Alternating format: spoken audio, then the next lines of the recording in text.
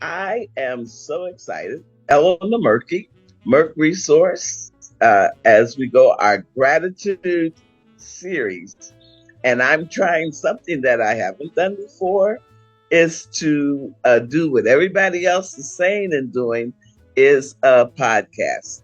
This would be my very first one. So be a little patient here as I work it out and bring interesting information to you and share with you about gratitude. Most of you know that I got the idea during the pandemic and I started and talking to really great people and sharing with you with our nuggets and everything. And I am over the moon excited today that this will be my first try with a podcast.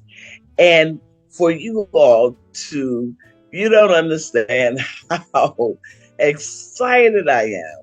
Me, little Eleanor Murkey, with Gratitude Series, to have one of the number one people, the number one voice in gospel music in Chicago. Somebody who has been all over the world, known just about all over the world, but took time to be with me. That is Miss Pam Morris. Pam, I am so excited to have you with me. I almost have to get buckled down. Before we start, we have Wanda Davis. She helps produce just about everything we're doing with Merck Resource. So she's here to join in the conversation, ask questions. She loves Pam Morris to death, to life as well.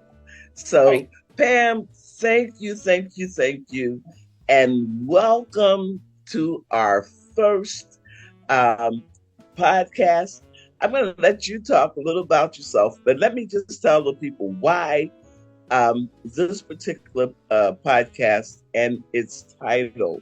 You know, we talk about gratitude and we're always thankful. And a lot of times we get what we're thankful for. But when you have that, how do you walk in it? How do you live in the gratitude that you have received? And that's what we're going to talk about today, a little bit after we Pam introduce herself and tell a little bit about herself. And then I want to share with you on her book and getting it. So right now, Miss Pam Morris, take it, Pam. Oh my goodness. Dean Murkey, I thank God for you and this podcast and the opportunity to have been able to wake up one more time on God's wake up list this morning. Yes. And be here after celebrating 9 years with someone else's heart inside my body, and to be here with you. God gave me a second chance at life, and I'm feeling mighty good. I am full of grace and gratitude. Yes. Thank you. Just thank you. And you know, for people I know around here in the Chicago area and some others, have heard this story. I just want before I start asking, just to let people know what you mean, who you are, and how you're living 9 years. You say 9 years with Mario's heart. Yes, and I let Mario's heart. And I'm not going to even say how old, but I'm going to let you tell your story a little so people will hear and understand your shout. Thank you, Dean, Honorable Dean. This is, again, a tremendous blessing for me. Pam Morris Walton. I am an interfaith liaison consultant. I'm an author of my second book called 57 Days, The Wait for a New Heart Sparks a Spiritual Journey of Faith and Love. And I am a radio announcer in my plus 40 years in gospel radio in Chicago, Illinois. My journey from advanced congestive heart failure diagnosis to to transplant to inpatient recovery was 57 days. 9 years ago, I would have died as I went through a heart disease journey. And I must say, the unthinkable, a heart transplant. My chest was open and my heart was taken out of me. And in an effort to save my life, the skilled doctors at the University of Chicago Medicine, Dr. Jubanandan and his team, transplanted the heart of a young man who later I found out saved 7 other lives with his organs. And of course, the generosity of that family agreeing to give me the heart, who I met 16 months later. They agreed for the precious gift of a heart to go in my chest. And I am eternally grateful. They made it possible for me to not only enjoy more birthdays and be a part of this community I live in, but to bless others, not only on the radio, but everywhere I go. Because heart disease, congestive heart failure, what I had, it is, heart, it is the number one killer. The number one killer. I wrote this down. It is the number one killer of disease, heart disease. But God. But God. Let me stop because, I go on and on, Dean. I must stop. Hey, absolutely true. And when we're talking about being thankful, wow, what a story to be thankful. But you touched on something that, I was always, we talk about gratitude, but this is gratitude too, because you talked about the young man, not only you receiving a heart, but all the other people that was blessed from him.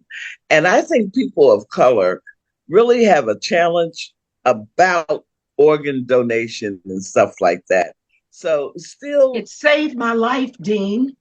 Absolutely. It saved my life. And this gentleman not only saved 2 Black lives, he saved Caucasian and Hispanic lives with his organs.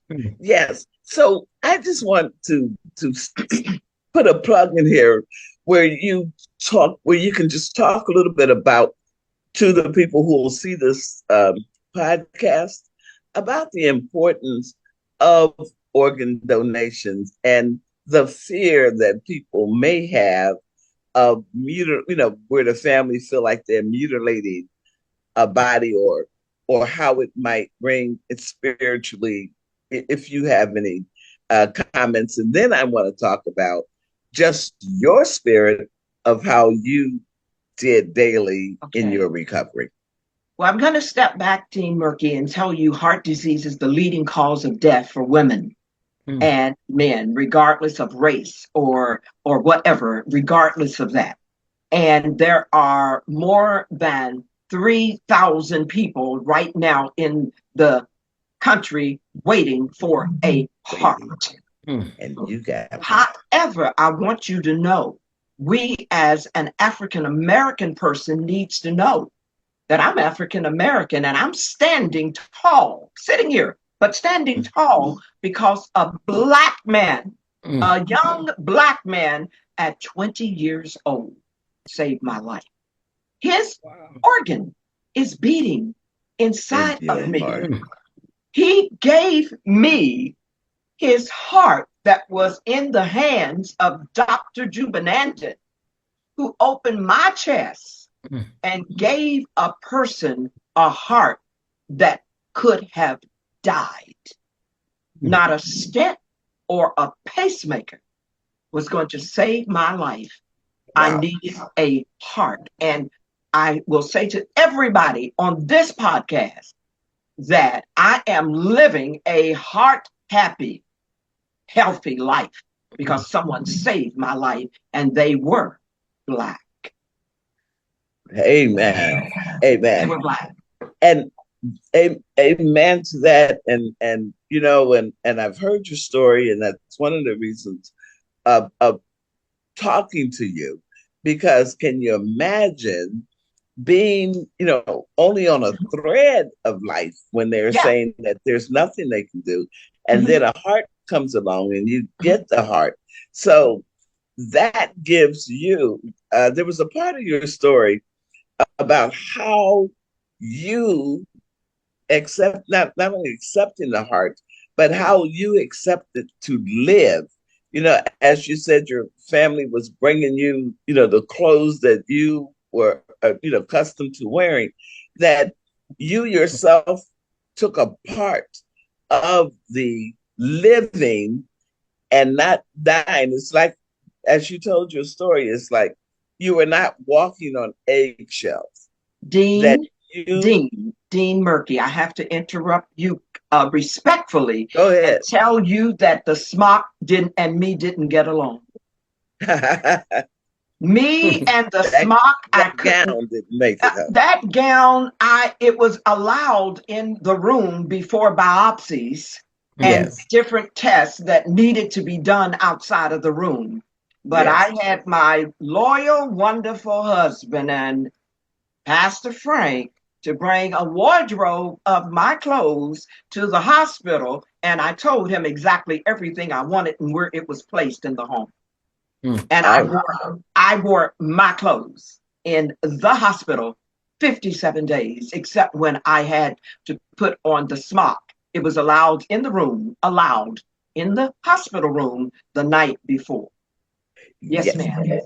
Yes, ma'am. Because, And some other people started wearing yes. t-shirts and I was the fourth person on this new VAD, our Mm. new pulse machine. But others that were waiting, I saw them in pants and t-shirts, and I guess I might have started something. Uh-huh. And for anybody watching and listening, listen to what she said.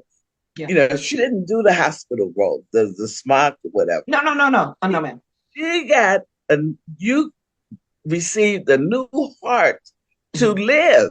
Yes, ma'am. And living was to live the way Miss Pam Morris lived, sharp as a tack, with some fabulous clothes. And so you brought those I for, wasn't going nowhere. I wasn't going nowhere from the bed to the chair, but I got dressed up and I put on that's right. makeup. But it was living. You I was were living. you were projecting already. Yes, And ma'am. that is also It gratitude, is. because when you show and believe, you know, that's what I love about your story Yes, ma'am. so much. And how, just a little bit more, how you every single day, and the reaction to people seeing you, because I've seen the pictures of you. I wish I had thought about that so I could have put them on. Of you sitting there, all dressed up in your outfits, and again, just share with people what that means in the mindset of a. Because see, I can't even imagine what it's like to have my heart removed. I can't even imagine the discomfort that you had with your heart disease Yes, ma'am. before that happened. So that Yeah. is just incredible to me. Yeah, I was short But of breath. I could barely. Mm. I was fatigued. I was weak, and I was short of breath. Could barely breathe. and then to go and to get that work, and still see, the valley out in front of you. Yes, We know ma'am. the life in front of you that you're going to live, and to use it by starting now instead of after a while. Yes, See, ma'am. instead of waiting Yeah. for where you are Yes. today, you started down that journey. Yeah. And as you start down that journey, and the one of the stories of the point that I want to make, sometimes people, when we're talking about, gratitude Hmm. and stuff, they think it's just the word that you say, or just thank you and move on.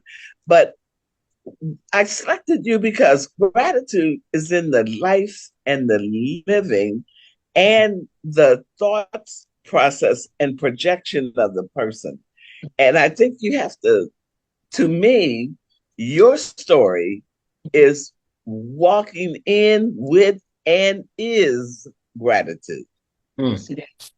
Well, Dean Murphy, I want to say that when you speak of grace and gratitude, I consider it to be loads of acts of kindness. I consider it to be compassion. Matter of fact, if I didn't like somebody or I wasn't sure about them, it's also forgiveness. I had to say, well, if I did anything to anybody, please forgive me because I've got to live. I want to live. I wanted to live. Now, I had some dim and dark days. I had over 100 needles put in my arm. Over 100 needles taking blood. And especially with the time when we thought that the heart was going to be a match. I talk about that in my book, and it was a false alarm. They came in and they took some more blood out of me. It just wasn't a perfect match. So I appreciate my health. I appreciate my home. I appreciate being able to see and speak to others and share that you can make it. You don't have to give up. There is hope for you, but for the goodness of God. For the goodness of God, because I wasn't always nice. No, ma'am. When I saw them coming in the room, I said, what you want? What you got to do? And I'll just tell you, Dean, all of the meds, those meds was something else. Oh, my Lord. Just mention. I was taking several dozen a day. Wow. Several dozen meds a day. I'm not doing that now. I'm down to 3 meds and vitamins now. Oh, wonderful. But 9 years ago, I was taking several dozen meds a day to fight off infection and rejection. Wow. The heart came in 27 days after I was entered in the hospital, but I stayed another month to 30 more days because that strange object in my body, my body didn't recognize. And it was not taking it. Yes. Till it got right. So through this all, you had an attitude of gratitude through it all. Yes, I did. Yes, I did. Through it all. Yeah. Through it all. And this attitude of gratitude, the next step is share what your day-to-day gratitude is like, because you had to change your whole life. I did. I heard you talk about, like the food, like you used to like a good hamburger every now and then. I would eat a hamburger every now and then, but now I get up. I'll tell you this. Excuse me, Pam, and walking them steps every day with a heart. I mean, that 28 steps. 28 days, 28 steps a day. 28 steps a day with my heart. I get up. My day is filled with thanksgiving and gratitude that I'm still here. It's filled with thankfulness. I pray a lot, and I also am on several prayer lines that encourage my heart and help me. I took on people. I heard this, but I said, that's not true. That's not true. I took on habits of my donor because his heart was sewed into my body. His heart was sewed into my body. I can eat a whole watermelon and have. I know. Wow. I've never. Yes. Never. I never cared for cheeseburgers. I love cheeseburgers. Never liked spicy foods. I can eat spicy foods right after one another. I can eat cereal for breakfast, lunch, and dinner. So I just needed to know why. So when I talked to the donor's mother, I said, what were some of the things he liked? Behold, she said, oh, he loved pizza, and I love pizza. He loved pizza, and he loved fruit, but he could eat a whole watermelon. That's wow. So is that where that came from? Yeah. That's amazing. Yeah. That and you take on the traits. I've heard from other people that said they took on the personality and traits of their donor as they continue to live. Yes. I eat more. I eat salmon. I eat lots of healthy, low saturated foods. I eat lamb. I eat trout. I eat turkey without the skin. I eat oats. I eat beans. I eat okra.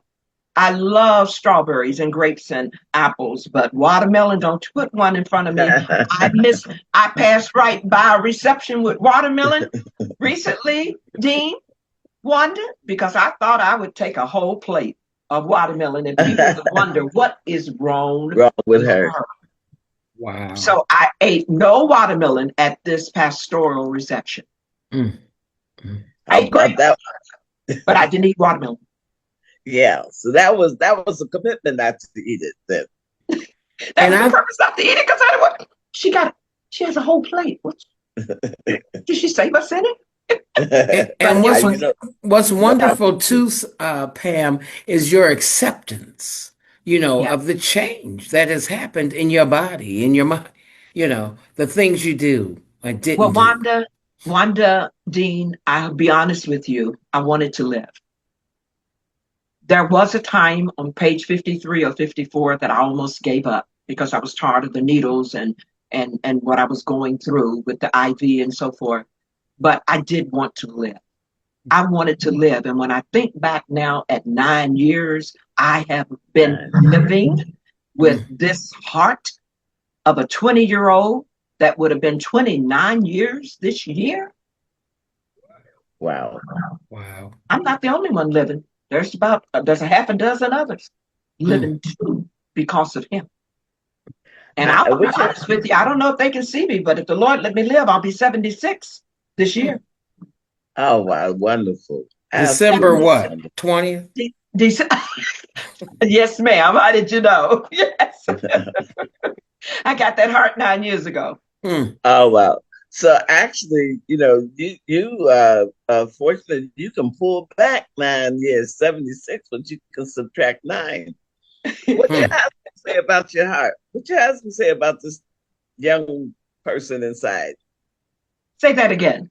I said, what does your husband say about this young person inside? He said, Lord, help me.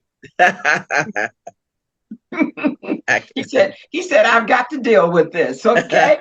I got to deal with this because I will say this to you now. This is something that we don't talk about until later as you continue to live.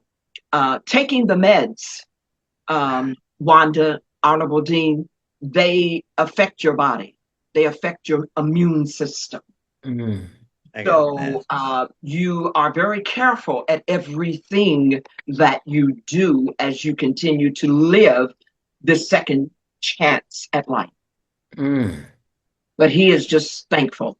He's so thankful. That is wonderful. And the other thing I want you also to share, because we're still grateful, we're still celebrating we are. The fact that you went through the transplant. But the life you have to live afterwards, the commitment, and all of this is a part of the Thanksgiving, but the meds you have to take, the food you have to eliminate. I was listening to one of your other interviews, and you were sharing things that you have to be in control of. Although you may have a desire, but you know what you're supposed to do with your body and the commitment you have to your body. I cannot drink grapefruit juice.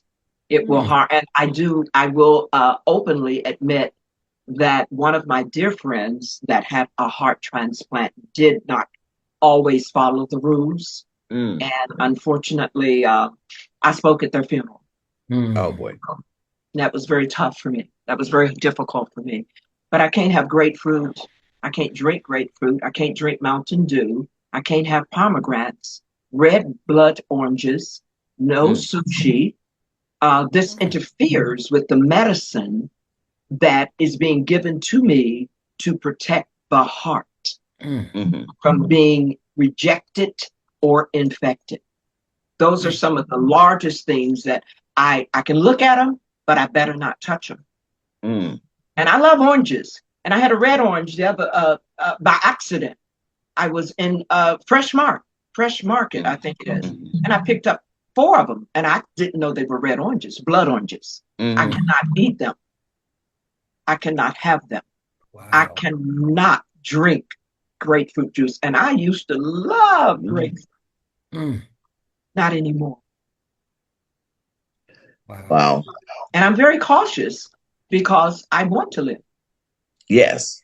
So And you are involved in the fact you're just not here existing. Mhm. You are living. You're doing what you have to do, Yes, but ma'am. you're living because every Sunday you're still doing your broadcast. I love it. You're everywhere. You're like emceeing, doing whatever is necessary or called, to do. Um, because I thought about this particular broadcast.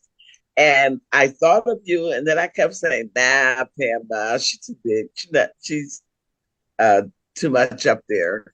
But it was shocking. You said yes. Yes, absolutely. Yes, absolutely. Now, I'll tell you something else. I don't really care for vegetables. I don't, but I've developed a love for spinach and broccoli. I eat more of it because I know that it's healthy. So, having a healthy life, eating sweet potatoes instead of white potatoes, eating brown rice instead of white rice, eating peas and eating blueberries and whole grain breads and almonds is good for me. So I'm liking it.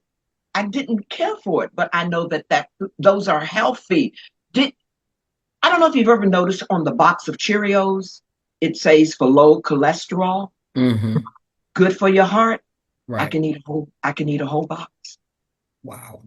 Yes, Wow. ma'am. And I mean, that's more than advertising when they say it's good Heart for your health. heart and low It's good for cholesterol. your heart. It's good. And I love salt, but I limit it. I limit it with substitute. I limit it with Mrs. Dash and substitute, even though every now and then I sneak with So, skinny popcorn. Salt. Pam, did you do the research to find out what was eating with a healthy heart, or did you do research on that? Not at the beginning. Mm.